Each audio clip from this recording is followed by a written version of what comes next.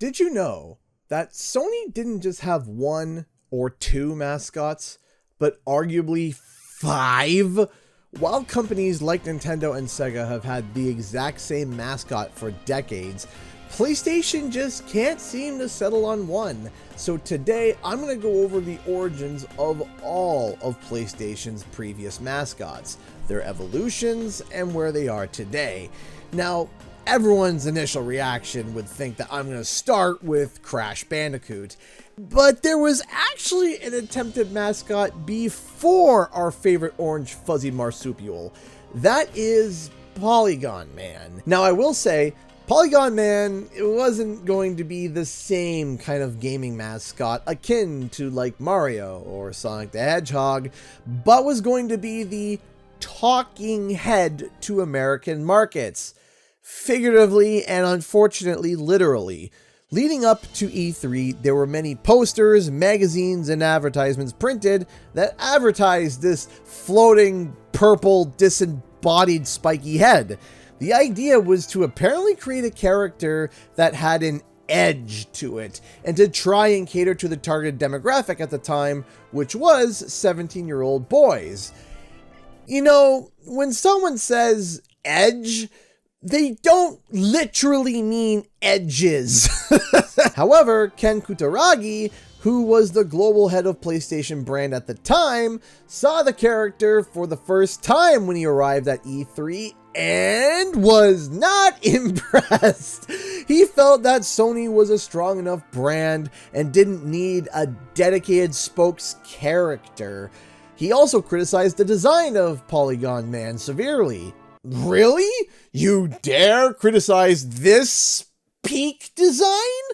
So Sony Japan had voted and decided to drop Polygon Man, and on the next Prince of Advertising, swapped him for Sophia from Battle Arena Toshinden. Polygon Man would never be seen from again. Until 2012. In PlayStation's attempt to get into the Smash Bros. Scene, they created a game called PlayStation All-Stars Battle Royale, where many different IPs from the PlayStation brands came together to face off. In the single-player mode, the directors wanted to create some kind of final boss that was akin to Master Hand from Smash Bros. So they decided to go back and look at PlayStation's history and found Polygon Man. They felt that he was a perfect fit for this because of the hate that the character got from Sony's executives. It would have been a perfect and great origin villain story. And so, Polygon Man was then used as the final boss. Then, 12 years later in 2024, Astrobot would bring him back as a little VIP bot to save, with the same name of Forgotten Mascot, to really hammer home the concept of this briefly lived face of PlayStation. Now we're gonna move to more familiar territory. Someone ring up Dr. Cortex, because we're going insane. Whoa! By 1996, there was a lot of platforming mascots that were filling up the scene, and PlayStation had to catch up in this genre. This is when Mark Cerny partnered up with Universal to create a game in that space. One of the studios that was enlisted was Naughty Dog. They came together and created what would eventually become the very first PlayStation character that would be oriented as its mascot, Crash Bandicoot. Crash was a crazy phenomenon because of him being an American-based character that also happened to resonate with the Japanese audience. At the time, this was almost unheard of. Additionally, Sony's marketing team came up with the idea of Crash Bandicoot basically being the anti-Mario icon, with ads that catered to being as anti-Nintendo as you can be. Hey, plumber boy, mustache man, your worst nightmare has arrived. Pack up your stuff. I got a little surprise for you here. Check it out. What do you think about that? We got real-time, 3D, lush organic environments. How's that make you feel, buddy? Feel a little like your days are numbered? I'm gonna have to ask you to leave. You're hurting my elbow. Is that Italian? No, Bandicoot is an Australian name. However, Crash's marketing in North America was not the same in Japanese markets. While Crash was shown as crazy and borderline aggressive to the American audience, Crash was adjusted to being more cute and friendly for the Japanese.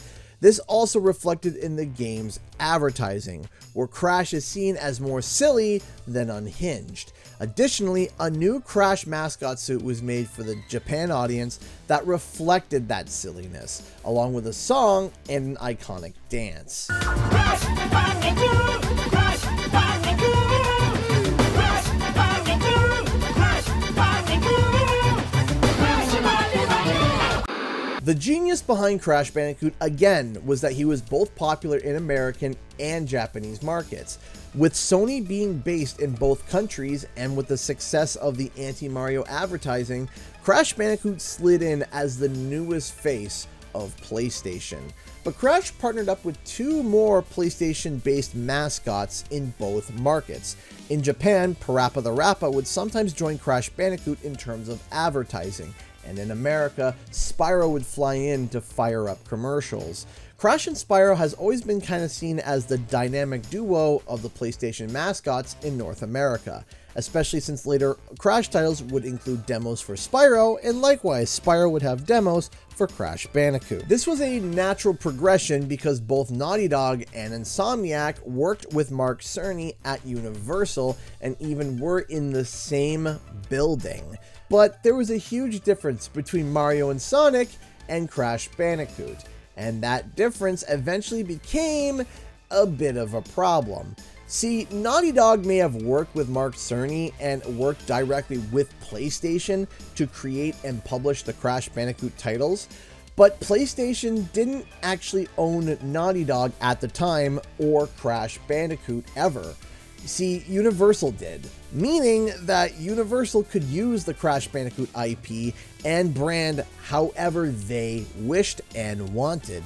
Universal was also known for their horrid treatment of their studios, which was Naughty Dog and basically their sister studio, Insomniac, who were responsible for Spyro the Dragon's development. After Naughty Dog grew tired of their poor treatment, they decided to try and leave Crash in its entirety once their 3-game contract was up. However, PlayStation wanted another Crash game, but Naughty Dog refused to work with Universal, and fair enough. Additionally, they wanted to get away from the platforming scene and wanted to do something new, like make a kart racer. So PlayStation orchestrated it so that Sony and Naughty Dog would work together under a licensing deal from Universal so that Naughty Dog would have the least amount of contact with Universal as possible. This resulted in the creation of Crash Team Racing. However, this would be Naughty Dog's last Crash Bandicoot title. Crash would then get passed to Eurocom for a party game called Crash Bash, and then handed to Traveler's Tales to make the next 3D platforming entry on the PlayStation 2, and Mark Cerny was brought back to help direct it. But this time he worked with them, as he had established a third-party new consultancy agency called Cerny Games. However, there was a falling out between Mark Cerny and Universal, and he actually left the project. Now, because he was hired as a consultant and director, but then left, all the concepts that were designed with his involvement also went away, along with any programming. Basically, Traveler's Tales had to start from scratch. But did Universal do the most logical thing and give them more time to be able to account for this? Nope! Of course not. Why would they do that? Traveler's Tales had to make a brand new Crash Bandicoot game for the PlayStation 2 without using any of Mark Cerny's programming or ideas or concepts in 12 months. The result was Crash Bandicoot: The Wrath of Cortex. The falling out between Mark Cerny and Universal is unclear. The only story that is floating around was that Universal had decided to partner up with Konami for publishing The Wrath of Cortex, or Crash Bandicoot 4, whatever you wanted to call it. Konami wanted to bring the next Crash Bandicoot to multiple platforms, and Universal just kind of went along with it. Now, this presented a conflict of interest for Mark Cerny and would lead to his departure due to his close ties with PlayStation. Now again, I want to preface that the sourcing on this specific story is not confirmed, and the only source that I could find this from was an article from Let's Play Archive. so keep that in mind. The only thing that we know is Mark Cerny left Universal and all the concepts that he made went with him. However, Wrath of Cortex would be the first Crash Bandicoot title that would be multi-platform, and this would internally kind of end Sony's close partnership with the IP in terms of being a Mascot status. Of course, there would still be a close relationship, especially later on with the Crash Insane trilogy. However, nothing ever got as close as it did with the original trilogy. But even so, Crash Bandicoot is still seen as PlayStation's original mascot. Whenever a brand new Crash Bandicoot title would come out, the PlayStation sales would dominate all of the other platforms. However, in an obscene twist of fate, Crash Bandicoot, from being passed around from different company to company to company, would land in the hands of Xbox, becoming a first-party title for Sony's direct competition in the video game and console market. Which is ironic because Xbox has had more ownership of Crash Bandicoot now than PlayStation ever did. Now, will Xbox use this to their advantage? We're going to have to see. But after Naughty Dog and Insomniac left the clutches of Universal Studios, they both went on to their next games for the newest PlayStation console, the PlayStation 2. Little did they know that they would become rivals with their next games, along with a third studio joining in on that rivalry. But before we move on to the PlayStation 2, there's one more mascot that we have to talk about. See, Sony seemingly changed their view on mascots in general. Remember, Ken Kutaragi originally felt that Sony didn't need a mascot or a representative, but then Crash Bandicoot came along and kind of became that exact thing. Or he just said what he said to make sure that Mr. Spikeman over here didn't invade children's homes. And remember, Sony wasn't just based on the United States, but in Japan too. And back then, it seemed like Japan had its own industry of video games that were untouched by anyone in the West. One phenomenon that eventually did reach the West in general was the Tamagotchi, a little pocket pet that Bandai released in 1996. Many companies wanted to follow this trend as it became all the rage in the 90s and even into the 2000s. So, 2 years later, a Tamagotchi-looking device that Sega Dreamcast created would be called the VMU. Yes, I know we're talking about PlayStation today, but we need a little detour. While the VMU wasn't exactly like the Tamagotchi, it was still an ingenious little device. Basically, you would plug this into one of the controllers and use it as a memory card. However, depending on the save files that were on the VMU, it allowed you to actually play minigames on the go on the VMU itself. PlayStation at the time was also trying to get into this market, and a year later created the Pocket Station. This was also identical to the VMU, except instead of plugging it into the controller, it went directly into the PS1 console itself, just like a regular memory card. And, just like the VMU, the Pocket Station could also play minigames based on the save files that were on the card. Spyro the Dragon, for example, had some minigames on the Pocket Station. But the reason we're talking about this nifty little machine is because of Doko Demo Isio. I apologize if my pronunciation was absolutely butchered there. This was a game where you took care of characters called Pokepi. You would interact and take care of these characters and even teach them words. One of those characters was Toro the cat. Now, I'm not crazy familiar with this character, and that's probably because we didn't see any of these games get localized until 2009, which was called Toro Let's Party. But nonetheless, this first title in 1996 was the game to get if you had a Pocket Station. While the game is called Doko Demo Isio, Toro quickly became the main marketing mascot for this series, being plastered literally everywhere in Japan, including the Pocket Station itself. Eventually, Toro would become essentially the mascot for Sony, specifically in the Japanese markets. Toro would show up in a number of games over the years, mostly focusing on social-based titles and party games. Eventually, Toro tried to be heavily implemented with social media with Weekly Toro Station and Toro's Friend Network, but eventually Toro's popularity faded out as well. The last time we saw him was in 2019 in a mobile game called Toro and Friends Onsen Town, which was a match 3 puzzle game. However, since then, there has not been any games released within the series. Now, it's time we go into a new era. In 2001, after Sony actually purchased Naughty Dog, the first potential mascot of the generation was Jak and Daxter, a 3D open-world platformer that felt like a natural progression of Crash Bandicoot. Jak and Daxter was definitely a step up in quality and seemed like it was going to be Sony's next mascot, as Crash was now being, well, kind of fumbled by Universal. But 1 year later, Insomniac would blast their way onto the scene with their iconic duo, Ratchet and Clank. While Jak had roots that were clearly reflected from Naughty Dog's history with Crash Bandicoot, Insomniac almost went a completely different thematic direction from Spyro the Dragon, becoming a sci-fi adventure that featured weapons that were larger than life. But what many people don't know is that between both Jak and Daxter and Ratchet and Clank, there was a third mascot that was released, Sly Cooper and the Thievius Raccoonus. Sly Cooper was also a 3D platformer that focused on comic book stylization and stealth-based missions. Though at first it seemed to be under the radar a bit, Sly Cooper very quickly stole the hearts of many 3D platforming fans. While Naughty Dog and Insomniac had a lot of the initial attention, Sucker Punch, Sly Cooper's developer, was the dark horse that many people didn't quite expect.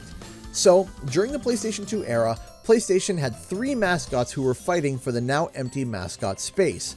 But as more sequels for these games released, at least in the eyes of PlayStation, putting all of our subjective opinions aside between all 3 IPs of games, the winner was clearly Ratchet and Clank. Ratchet and Clank became synonymous with edgy, high-octane action, with each game increasing in size and explosions. For a long time, Ratchet and Clank was seen as basically the new mascot, the new face of PlayStation. Today, Ratchet and Clank largely remains unchanged, but has evolved within its genre. Although the IP eventually did experience fan fatigue due to the sheer number of releases, seriously, there were 14 titles released from 2004 to 2013. PlayStation then got the hint that maybe people were getting tired and they slowed it down a bit, with there being a 3-year break between Ratchet and Clank Into the Nexus and the 2016 movie reboot. Then, 5 years later in 2021, they released Ratchet and Clank Rift Apart. Insomniac is still leading the way with the mainline titles, and still the games sell and do fairly well. But along the way, as Ratchet and Clank evolved, they kind of lost that luster of being a console mascot. And again, even with the fan fatigue, it's not because those games were bad, but also another aspect is that when people think of gaming mascots, again, the perfect example being Mario or Sonic, they typically fall in the family-friendly category. Ratchet and Clank, while not being the most grotesque games ever, definitely shifted out of that family-friendly lens. I could go and find a number of examples in the games of the number of innuendos, but I think the title of the third game, Ratchet and Clank Up Your Arsenal, basically surmises my point. Also, there was another character that had entered the scene with a Game of the Year winning title, catching the attention of many. In 2008, British developer Media Molecule released a game that felt truly different from many other platformers, and that was Little Big Planet. Little Big Planet was a title that, on the surface, seemed like a cute little platformer, but its secrets lied in the fact that you could sit down and custom make your own levels and play them with your friends. You then could download these levels from an online space and play them as well. It cultivated a powerful community, and Little Big Planet went on to basically be the game of the year in 2008. The main character that you played was a little stitched up lad called Sackboy. Over time, Sackboy slowly became that Mario-esque mascot that appealed to the younger audiences and everybody in general. Then, Sackboy would start showing up in PlayStation ads and marketing campaigns. Sackboy wasn't a character that was immediately thrown into the mascot limelight. However, he just slowly morphed into it. It was like one day we all just collectively thought, hey, is Sackboy PlayStation's new mascot? And the answer was largely, yeah, he was. Sackboy would then show up in a number of other PlayStation-based games in terms of cameos and Easter eggs, and was even a playable character in PlayStation All-Stars. Little Big Planet would go on to make sequels with a number of spin-offs for the PSP line of mobile consoles. However, Media Molecule would step away from the Little Big Planet series to work on a new IP called Tearaway. So, Sumo Digital picked up where they left off and made Little Big Planet 3 for the PS4. Then, Sumo would break Sackboy away from the Little Big Planet IP name and create a brand new platforming title, Sackboy: A Big Adventure, which did cause some ruffled feathers initially, because Sackboy would lose that Little Big Planet customization that made the games so iconic. Like, that was one of the defining features of those games. But still, the game itself was well made and was a clever and charming platformer. However, out of all the mascots on this list, Sackboy suffers the most depressing fate. But this time, it wasn't really his fault. It wasn't the fact that Little Big Planet wasn't a great series of games. It's just that Sony seemed to have shifted their focus to a lot less on the mascot scene in general, focusing on more AAA cinematic experiences like God of War, Horizon, and more. Then, the biggest twist of the knife came in 2024, as Little Big Planet 3, the only Little Big Planet that is backwards compatible on the PS5 and still had their servers available, had to have their servers temporarily taken down due to technical issues. The servers remained offline for a couple of months as people waited with bated breath for them to come back up. However, fans were then delivered a gigantic heartbreak as an update came out announcing that the servers would now remain offline indefinitely, meaning no one could grab any community creations or could play with others online. The servers were shut down. This essentially just killed the game. However, Sackboy: A Big Adventure seemed like it was a step in the right direction, maybe a path for Sackboy. But it would seem that another, shinier mascot had already gotten a head start, and has a jetpack that launched him past the competition. That jetpack is also a dog. Ladies and gentlemen, Astrobot. Astrobot has become an online sensation. While everyone was excited for this title, no one could have expected it scoring a 94 out of 100 on Metacritic. Astrobot snuck into the race out of nowhere and very quickly became Sony's newest mascot. Astrobot started off as a PSVR game with Astro's Rescue Mission, and while the PSVR doesn't have the player base that's comparable to the mainline consoles, Astrobot Rescue Mission stood on top of that mountain in terms of popularity. It was one of, if not the best PSVR game that's available. So even players who didn't own or even have an interest in PSVR knew all about Astrobot. Then, Nick Doucette, the director at Asobi, actually approached PlayStation and pitched the idea of not making another VR game, but to make a full-on 3D platformer. The catch was, Asobi wanted to make this game pre-installed on the PS5. This was not a request by PlayStation themselves. But why would Nick Doucette want that? Well, as a means to prove to both PlayStation and themselves that they could make a 3D platformer that could go toe-to-toe with the heavyweights in that space. This led to Astro's Playroom. The goal was to make a game that showed off all the awesome features of the DualSense controller while also celebrating PlayStation's history, as at the time it was PlayStation's 25th anniversary. Because this game was pre-installed on everyone's PS5, it was literally introduced in some way, shape, or form to every single PS5 user. The game also scored an 83 out of 100 on Metacritic, which is pretty good for a free game that's pre-installed on your console. Now, remember how I said that Astro kind of cut in front of Sackboy? Well, Sackboy: A Big Adventure scored a very respectable 79 out of 100 overall to the critics. But here's the thing, Astro's Playroom scored an 83 out of 100. Now, both of these scores are both very respectable and should not be used as a beating stick towards one another. However, Look at the optics of this whole situation. Sackboy was a launch title for the PS5 and was a full-priced game that you had to pay money for. Meanwhile, Astro's Playroom was pre-installed, free, and scored a higher critics score. If I were to look at this as a consumer, Astro's Playroom, that whole packaging, definitely beats out Sackboy: A Big Adventure. And I think PlayStation legitimately saw that.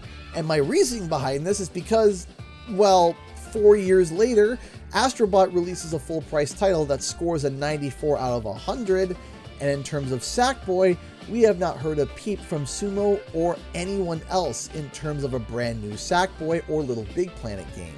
At least not yet. The only thing Little Big Planet fans got in 2024 was a heartbreak. But PlayStation is gonna change mascots again, right? I mean, they went through a whole bunch of these supposed mascots already. How long will Astrobot last? Well, yeah, that's kind of true. PlayStation goes through mascots faster than a Canadian with a poutine. But where Astrobot is different is that it almost breaks the fourth wall. It's almost like a 3.5 wall, I guess.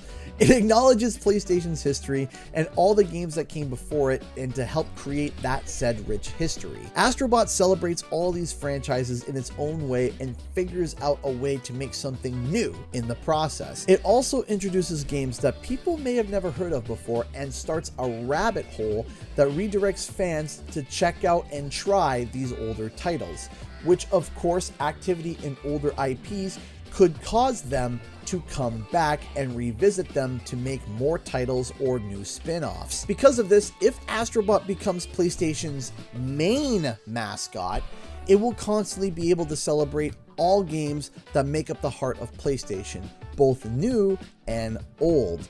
So whether it was intentional or not, Astrobot catapulted himself into the limelight of being PlayStation's newest mascot platformer.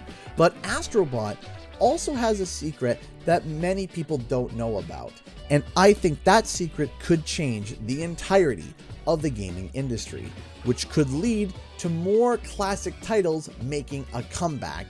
If you want to know what that secret is, I cover it extensively in this video right here. You're not going to want to miss this.